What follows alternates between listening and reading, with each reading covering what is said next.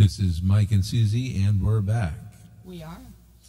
Okay, this next incident was, well, the one that really changed Susie's whole perception of all of the alien stuff. This is the one that brought her home to make her understand this stuff is really real.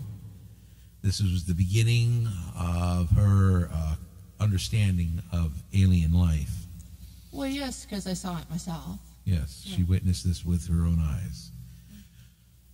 As I stated, after Terror Drive, I never discussed this with Susie, and we're talking back in 1983, 84, okay, that I never broke open with this. I was so tired. I lived in Sonoma County and Marin County for so long, I figured if I ran, if I got away from it all, things would change. I wouldn't be followed by aliens anymore, and they may not be able to find me. And so we moved. We wound up landing in Southern California, actually in a place called Garden Grove, California. I'm sure everybody's probably familiar with that around here from the United States. And well, it's now 2000, so it's been quite some years. I now have a son who's in his teens at the time, and so there's been some years that's passed. So running actually kind of seemed to work for quite some time. It seemed like I was freed up finally and didn't have any real contact with any beings for...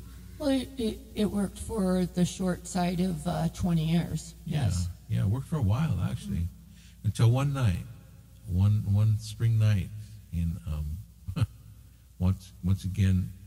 It was like 2000. 2000, Yeah. and it was probably early spring. It had to be early spring. Because what happened is I used to smoke, like I said back then. I don't no longer smoke. Neither one of us smoke anymore. And I was out front. It was a spring night, and one of those clear nights. And probably about, I don't know, time I'm really unsure of. Must have been about, I don't know, what time you think, 10, 11? Somewhere thereabouts. Probably closer to 11, yeah. Yeah, I would closer say to so. 11. Yeah. I'm sitting in the yard. Susie's into her crafts. Actually, at the time, she was trying to sell some T-shirts down at the Huntington Beach Pier, and it was a very interesting thing they're doing. It was a hobby, a craft, and she was making an attempt at it, and she's working on her craft. And my son was in playing video games, and I went out and I was sitting in our yard there, and we were living in a trailer park, oddly enough. And the exact location of this trailer park was on Harbor Boulevard and Garden. I believe Garden Grove Boulevard. Garden Grove and Harbor Boulevard, yeah. Mm-hmm. And yes, it's no longer there. it's no longer there. They tore it out. They did. And anyway, I was sitting outside, and as I just get done smoking my cigarette, I put it in the ashtray, and I look up to my left, and I see in the night sky 7 white orbs, and they were white, pure white orbs, spheres, heading my direction. I'm going, oh my God. I go, Suzie, get out of here, hurry. And she's inside, she goes, what, I'm busy. I said, come here, you will miss it. She comes out, and we watch. And what I see are 7 white spheres, and they're about probably with 25, 35 feet in diameter, and they're in a perfect unison line following one after the other, and they float just ever so slight. It was just like a really easy drift, not making a sound, right above both of us, didn't they? Oh, yes, absolutely. I had never seen anything quite like it. And they did something so spectacular. I don't think I've ever witnessed anything like this in my life, and I don't think I ever will again. And she saw it with me. That's the beauty of it. She actually saw this with me. As they get directly above us, one after the other, they shoot above into the sky, and they turn into the Ursa Major system, which is the Big Dipper. Okay, they turn into the Big Dipper in the sky. It was really neat to be able to witness that. I mean, that's what their crafts are capable of doing. Their crafts can literally blend into our environment to where they look like a constellation of stars above us. And I realized something after all these years when they turned into the Ursa Major system. They were letting me know this is where they're coming from. This is their home. They sent me a message. And all I remember, all I said to Suzie says, "What did you say? What are you?" I had said at the time, it's like, what are they? Because there were 7 of these big white, orb ball things in the sky. They were very bright, and they were all together. They had followed each other to make the Big Dipper. It was really it was really spectacular. Yeah, it was. It was, and all I can say, I said, "Oh no, I'm in for it." And Suzie goes, "What do you mean?" I said, "I'm in deep." I'm not going to say what I said because I don't want to have to be edited here. He was cussing. I was cussing. I was furious that I'm in trouble. She goes, "What is going on?" Now remember, I never told her about anything about these beings wanting me to spread this stuff around and be part of the disclosure thing. I never even told her about any of these episodes. After Contact, I pretty much shut up, and she lived through the Waller Bridge episode. The rest of them, I pretty much shut my mouth about. I really didn't bring any of them up. I didn't want to. I didn't want to go there. And so she says, here we are in the year 2000, 20 years later. She says, "So what is going on?" She says, "What was that?" I said, "It's the aliens." She goes, "Oh, no, not this." I said, "That's what it is." So I thought to myself, I didn't mean to cut you off, dear, but I thought to myself, what are you thinking? I really did. I thought, you're going to go back through this alien stuff again. And I thought, I just wanted to hear what he had to say, because the orbs up there were pretty chill. They were. What did you think they were? Actually, I honestly didn't know. I knew it was something foreign or alien, as the term goes, because I saw it for myself. And I couldn't identify him, so basically that's alien, UFO, just so served you right. Unidentified. It so served you right. I'm just whatever. It so served you right. It so served you right. They made sure that you saw this. They made good and sure that you saw this. It served you right. Oh, and they did. For the first time in her life, she listened intently to everything I said. Everything I've explained to you, I told her everything. And I spilled the beans. And I told her, she says, "What are you supposed to do?" She says, "Why are they here now?" I said, "I didn't do what they wanted me to do. I ignored them. I thought they would go away. That's why we moved so much. I figured we could just change our life and they wouldn't find us. They found me. They found me wherever I went. There was no hiding. They knew exactly where I was at all times." And what did you say? What did you tell me?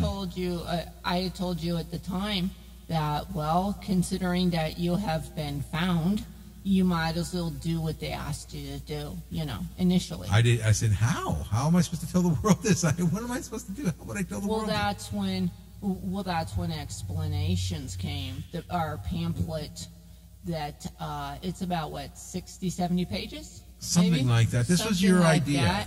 Yes, and we had stop. Explanations. The book, the little book that got passed out. Whose idea was it? Well, it was my idea, because I figured you should start writing some of this stuff down. So I listened to her. I started writing. You did. I did. I listened to her. And it's the first thing I've ever written in my life, and I started writing down. I said, that's a good idea. So I did. I started writing all of this stuff down, and I said, now we have a book. It took me a couple months. I said, now we have a book. I said, how do we get it out there? So we started passing them out in every. How do we print it? How do we print it cheap enough? Well, we went to the Kinko's, and we reduced the size of it. So you basically needed, unless you have really good eyesight, you needed a magnifying glass to read it. It was a quarter-page size. And instead of a one whole 8x11 page, it was in quarters. So one of those pages made up 4 pages. And that little book was all Bible-based, because that's when I started really scouring the Bible, because I remember Grant telling me about things in there, and I started scouring the Bible for passage after passage, backing this stuff up, so there was some sort of validity to what I'm saying, and I was finding it there. It was all there, and it was listed in that little book. It really is. In the Bible, I didn't think, honestly, that it was in the Bible, and when we started doing the research again, because I'd read the Bible as a child, as had Michael, but putting the two and two together with the aliens and with the Bible, it really makes for some intriguing interest. It makes you think a lot. Sure does. It really does. It does. She's absolutely right. Changed her whole perception of everything, actually. It really did. She just totally started opening up and started seeing what I was talking about, everything, and started realizing this is the truth. This is what's actually going on. Oh, yeah, no, the Bible is not against aliens. It actually complements them. Yeah, the growth people, this is incredible. Yes. This is what the rest of the world needs to do. Just a major growth. And that's what we did. She was selling T-shirts down there, and I printed up just copy after copy, hundreds of copies, thousands. We put them into bags with the T-shirts. Anybody who bought a T-shirt from her, I stuffed it in a bag, and well, I ask them if they want to read it, and they're like, yeah, okay, so I just put it into a bag. I stuffed it in the bag for her. Yeah. I'd go down and hang out just to do that. I'd go down and hang out just to pass them out. And a lot of people would come back to me and say, that book was really good. You got anything else written? I go, nope, that was it. I'm not writing anymore. And that's what I told that book went to some pretty strange places. That's all I can say. I'm not going to mention other names because, well, it did. It went to very odd places. Some parts of it are on TV. And actually, some parts of it, I've seen parts of my book all over the place. That little book in TV, I've seen it in movies. I've seen it on certain channels, special channels. We're doing specials on this. I've seen parts of my book all over the place, and it's very interesting to see how it actually went out there the way it did. And from there, well, a lot of people are part of the group that I do on Facebook. I do other things now, and I have other writings. But Falling Sky. Falling Sky Yes. is my actual story that I've kind of been telling you about, and that is available as you know. Anybody can purchase that book if they want to. It's the only way I can get it to you. I can't hand it out like I did before because it's an actual book, and I had to pay for a copy myself, just so you folks know. I wanted a copy, so I had to pay for it. So there is no free copies on this. I wish there was. That's just how Create Space and Kindle did it, and I don't know what else to say. That's how they run things. But it's out there, and you can find this book simply by Googling Michael Davis Falling Sky and clicking the Kindle link or the Amazon Kindle link. You could also go to Amazon and Google Michael Davis Falling Sky, and it'll come up. But it's out there, and Well, there's also the YouTube videos. there's YouTube videos which are kind of like this, but not. This is the talk show version of it. I want it to be a little more candid with it. I didn't want to have so much structure as a video. We just wanted to get on our mics and just start talking. And I think this is the easiest way to go out there and let you feel what it's like to actually be part of this and have this happening in your life. I know there are other people out there who share the same thing and they're afraid to speak up. Please do. You really need to speak out because it's so important that you speak up because this information has to get out there. I have lived with it, and I'm going to be doing another talk show. And it's going to be covering strictly Morgellons disease, and that one's going to be quite in depth. But it's going to be another talk show. But I have one other incident, two more incidents that I'd like to cover, but I'd like to cover them when we come back from a break. Thank you. You can find all of these stories and more in Michael Davis's book, Falling Sky. To order Falling Sky, simply Google Michael Davis Falling Sky and click the Amazon Kindle link. You can also visit Amazon and search Michael Davis Falling Sky.